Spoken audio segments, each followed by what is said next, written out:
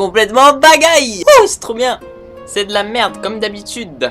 Aujourd'hui c'est vrai que c'est pas vraiment un thème super important puisque là où je suis actuellement, eh bien je vais parler de YouTube, donc bien sûr à l'interface où là où vous êtes actuellement, puisqu'il y a eu on va dire ce grand changement. Alors moi mon but c'est vraiment de vous expliquer le plus simplement possible, le plus rapidement possible, le plus clairement possible, en gros que vous ayez la meilleure compréhension possible et bien de cette grande nouveauté, parce qu'on va dire ça fait rumeur, il y en a plein qui parlent de ça, et il y en a beaucoup qui se disent, enfin qui ne savent pas réellement, ils écoutent juste et puis ils disent qu'ils ont entendu, et la plupart du temps, bah voilà, c'est des choses qui ne sont pas forcément, on va dire, qui ont été légèrement modifiées, et puis voilà, petit à petit, hein, c'est comme bouche à oreille, tout ça, les gens vont vous dire, et puis répéter à d'autres personnes qui, on va dire, l'information transmise en fait va être légèrement modifiée, etc., etc. Donc en gros, on se retrouve après avec des informations fausses. Alors ici, c'est vraiment au niveau des bases.